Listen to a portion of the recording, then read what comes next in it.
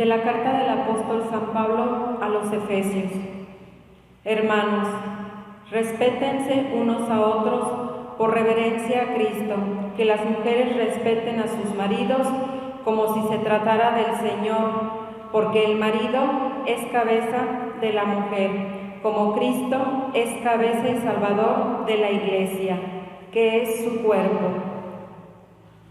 Por tanto, así como la Iglesia es dócil a Cristo, así también las mujeres sean dóciles a sus maridos en todo. Maridos, amen a sus esposas como Cristo amó a su Iglesia y se entregó por ella para santificarla, purificándola con el agua y la palabra, pues Él quería presentársela a sí mismo toda resplandeciente, sin mancha, ni arruga, ni cosa semejante, sino santa e inmaculada. Así, los maridos deben amar a sus esposas, como cuerpos suyos que son. El que ama a su esposa, se ama a sí mismo, pues nadie jamás ha odiado a su propio cuerpo, sino que le da alimento y calor, como Cristo hace con la Iglesia, porque somos miembros de su cuerpo. Por eso abandonará el hombre a su padre y a su madre, se unirá a su mujer y serán los dos una sola cosa. Este es un gran misterio y yo lo refiero a Cristo y a la Iglesia. En una palabra, que cada uno de ustedes ame a su mujer como a sí mismo, y que la mujer respete a su marido. Palabra de Dios. Alabamos, Señor. Dichoso el que teme al Señor. Dichoso el que teme al Señor. Dichoso el que teme al Señor y sigue sus caminos. Comerá del fruto de su trabajo. Será dichoso, le irá bien. Dichoso el que teme al Señor.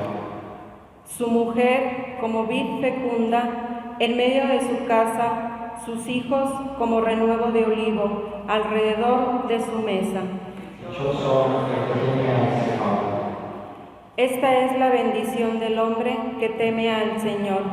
Que el Señor te bendiga desde Sión, que veas la prosperidad de Jerusalén todos los días de tu vida. Dichoso el que teme al Señor.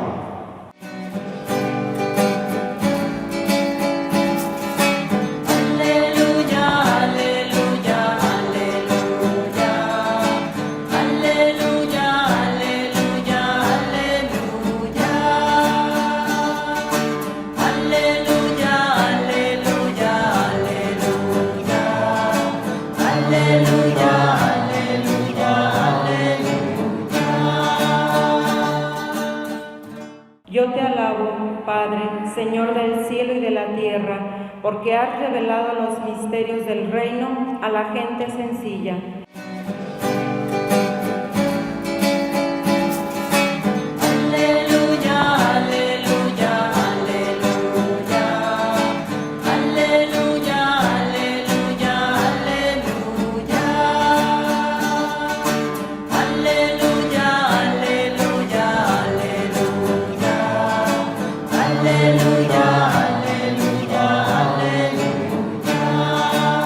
Evangelio del día en latín, Lucas 13, del 18 al 21.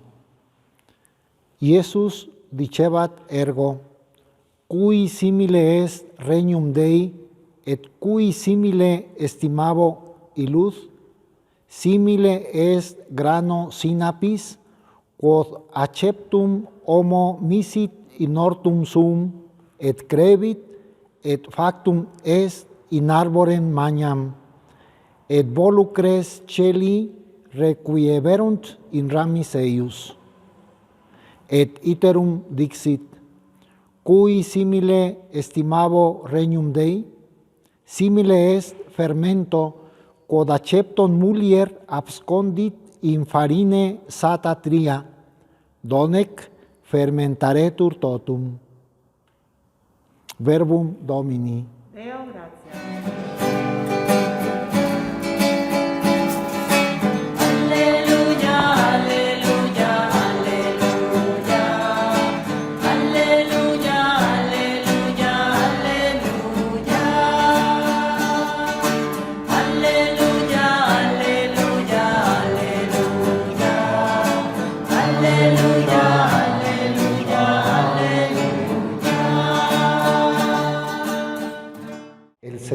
esté con ustedes.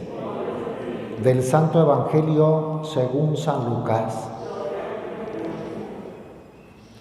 En aquel tiempo Jesús dijo: ¿a qué se parece el reino de Dios? ¿Con qué podré compararlo? Se parece a la semilla de mostaza que un hombre sembró en su huerta. Creció y se convirtió en un arbusto grande, y los pájaros anidaron en sus ramas. Y dijo de nuevo: ¿con qué podré comparar al reino de Dios? Con la levadura que una mujer mezcla con 3 medidas de harina y que hace fermentar toda la masa. Palabra del Señor. Gustan sentarse un momento. Tenemos hoy en la primera lectura un pasaje sobre el matrimonio. En tiempos de San Pablo, los primeros siglos cristianos, había una sociedad machista. Los hombres eran como dueños de las mujeres. Las repudiaban por cualquier causa, como que no les daban el respeto y la dignidad que tenían. Entonces San Pablo aquí expone la doctrina cristiana sobre el matrimonio y es muy elevado. Dice primero, es un gran misterio que un hombre y una mujer se unan en matrimonio. El misterio es algo que no se alcanza a comprender del todo. Entonces al final, después de exponer, dice, este es un gran misterio y yo lo refiero a Cristo y a la Iglesia. Qué grandiosa comparación. El esposo debe ser como Cristo, que se entrega por los demás, por la Iglesia, que la alimenta, que es el sostén de la mujer. Y la mujer debe corresponder al amor del marido. Amen a sus maridos. Él es la cabeza. Es muy discutido este trozo de la carta a los Efesios, sobre todo en una sociedad actual, como que se quiere ver aquí que San Pablo era machista. No, al contrario.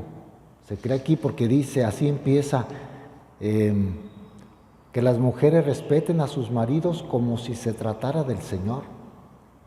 Yo creo que interpretando bien, eleva la dignidad de la mujer. Maridos, amen a sus esposas como Cristo amó a su iglesia y se entregó por ella. El que ama a su esposa se ama a sí mismo. Otro gran misterio, o sea, ya no son dos, sino una sola cosa. Es una gran responsabilidad vivir el matrimonio como Dios lo quiere, porque es unidad, es evitar cualquier escisión, cualquier división, cualquier pleito, unidos de pensamiento, de cuerpo, en todos los aspectos. O sea, el que se une en matrimonio ya no es solo.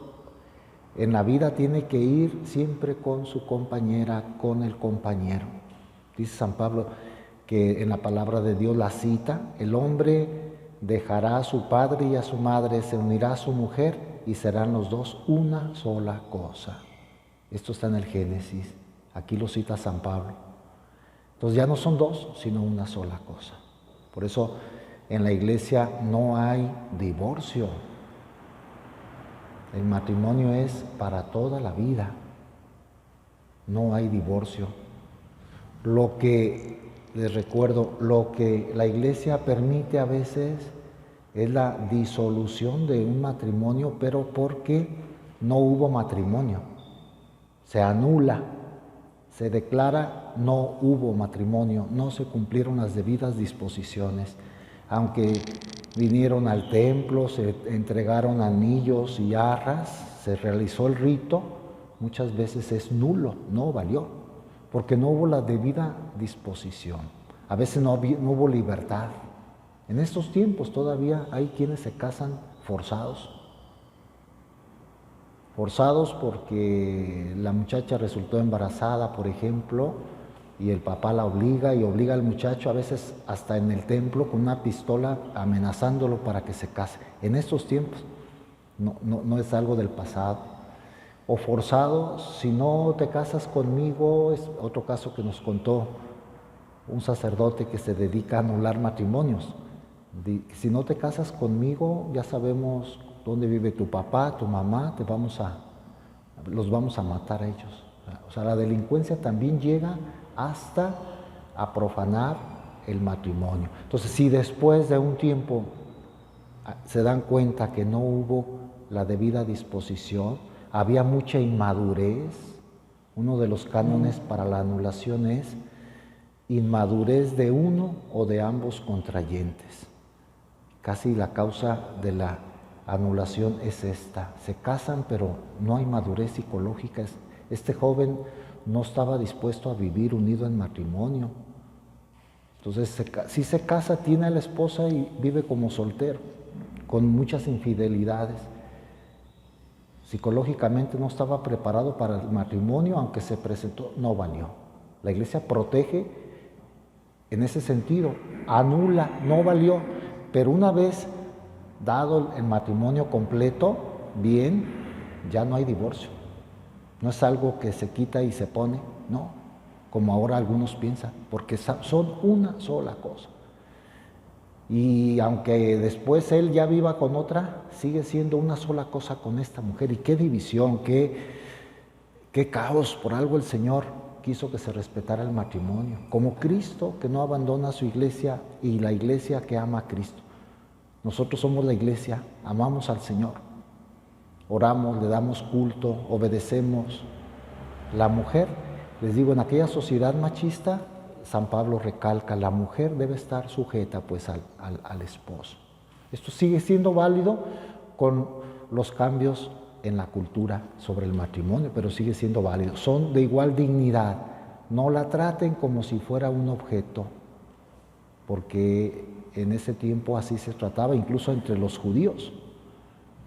O sea, aunque tuvieran religión, los paganos con mucha mayor razón vivían pues el no respeto al matrimonio. San Pablo, en este trozo, que por cierto se suele leer cuando se casan, en las bodas, o se suele meditar cuando se dan charlas a los matrimonios para que recuerden el origen del matrimonio está en Dios. Y un hombre y una mujer, se está causando mucho revuelo, algo que dijo el Papa Francisco, como que quiso dar a entender que la homosexualidad debe tener sus derechos civiles. Se malinterpretó al Papa, seguramente habrán oído revuelo, eso hace unos 8 días apenas que dijo el Papa. En la iglesia, y algunos hasta han dicho, ya se está abriendo la iglesia, ya va a aceptar matrimonios homosexuales. No, eso no. Que tengan derechos, porque son seres humanos, pero no que está bien las prácticas homosexuales, claro que no, eso no lo dijo el Papa, pero algunos dicen, a ver si ya se abre a esto y a la ordenación sacerdotal de mujeres y otros detalles, a la moral sexual más amplia, porque creen que la iglesia está exagerada en esos puntos. No, el matrimonio es entre un hombre y una mujer para toda la vida, ya no son dos sino una sola cosa. En una palabra, que cada uno de ustedes ame a su mujer como a sí mismo y que la mujer respete a su marido. Ese es el resumen de San Pablo, de Dios pues a través de San Pablo. El amor entre los esposos es santo y lo tienen que cultivar y respetar la unidad y la indisolubilidad. Es la ley de Cristo, no es que la iglesia sea inhumana. Y luego como los que hacen las leyes suelen ser célibes, son miembros de la iglesia, obispos, cardenales, el Papa, algunos hasta eso dicen, es que como él no tiene esposa no sabe lo que es de veras vivir en matrimonio, como los célibes, es que nosotros tenemos otro tipo de vocación pues. También nosotros tenemos que dar cuentas a Dios en el celibato y en el orden sacerdotal de otra manera. Cada uno tiene su propia responsabilidad y su propia vida, pues. Aunque sean célibes, los que dan las leyes, entendemos que el que guía a la iglesia es el Espíritu Santo. Y la palabra de Dios es la que nos guía. Le pedimos a Dios por todos los matrimonios, por la buena preparación, por la disposición de ánimo para contraer matrimonio. Ya hay muchas parejas que no se casan a la iglesia hasta después de probar. En fin, hay quienes 2, 3, 4 y nunca se han casado, han vivido. Es un desorden. Por algo Dios puso el matrimonio, para que se regule, que haya amor mutuo, amor de Cristo. O sea, el hombre representa a Cristo. Ya con eso, qué honor, qué privilegio. En una familia el hombre como Cristo, la mujer como la iglesia. Un gran misterio, dice San Pablo. Esto es de lo que se les habla cuando se preparan a casarse en los matrimonios. Pero algunos, pues no, su mente está muy, muy mundana. Acceden llevando otras ideas, con mucho egoísmo. No, si no me conviene, si no me hace feliz, la dejo. Yo también no le voy a aguantar. O sea, ya desde un principio van contra la unidad. Y yo creo que es hasta sacrilegio. Sacrilegio es profanar algún sacramento, cualquiera. Y el sacramento del matrimonio se puede profanar cuando alguien accede sin preparación, sin la debida disposición. Como digo, pidamos por los matrimonios. Y una idea sobre el Evangelio, que son las dos parábolas: el grano de mostaza, la semilla de mostaza y la levadura. Dice Jesús, el reino de los cielos es como la semilla de mostaza, algo chiquito. Llega a nuestra vida el reino sin extravagancias. Está en nosotros la fe y va a dar su fruto poco a poco, hasta convertirse en un arbusto grande y los pájaros anidan en sus ramas.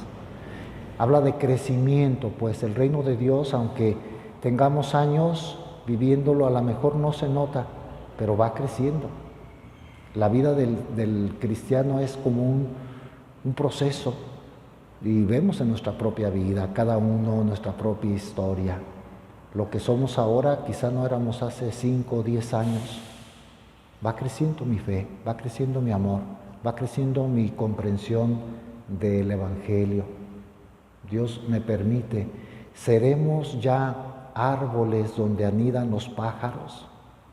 Es decir, donde vienen a descansar en nuestras ramas con nosotros otras personas necesitadas, la propia familia, o al revés. No queremos que nadie anide con nosotros, vivimos egoístamente, expulsamos de nuestra vida o acogemos. Como que un fruto del reino es, pues eso, acoger, como un árbol con muchas ramas. ¿Cómo andará tu follaje? Algunos estamos como podados, expulsamos, nadie viene porque todavía no soy virtuoso, no tengo caridad, no tengo amor. Las personas buenas atraen y las personas malas repelen.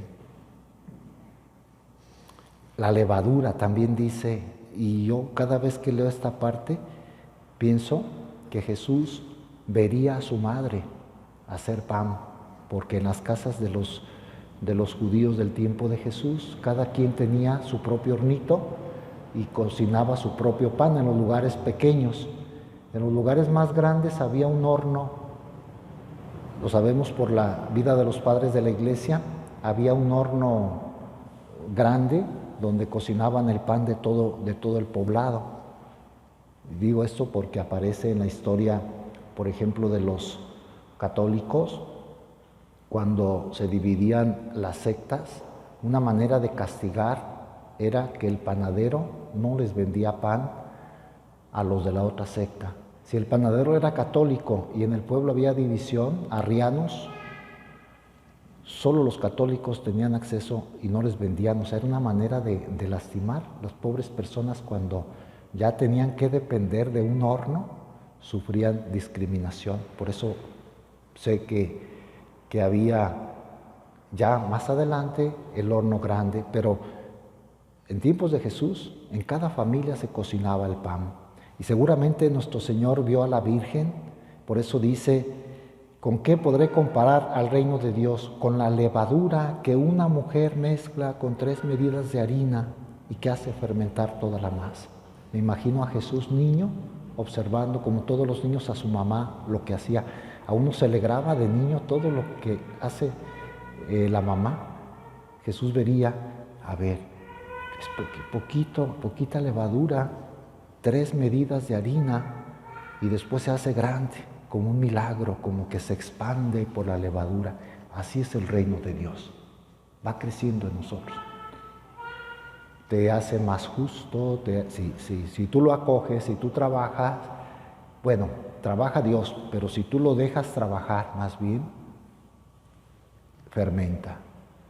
Yo antes no trataba igual a los demás, ojalá que podamos decir eso, ahora ya soy más accesible. Yo antes no me preocupaba de nadie, ahora ya tengo como un deber ayudar. Yo antes no oraba, ahora Dios me ha hecho que la levadura del reino crezca en mí y tengo más capacidad de oración. Tiene fuerza el reino de Dios, como la semilla de mostaza, potencia, como la levadura. Qué hermosas comparaciones, si las entendemos, pues. Eso es el reino de Dios. Le damos gracias al Señor que nos permite, nos da su gracia, nos hizo bautizar. Con su palabra hace que la semilla crezca.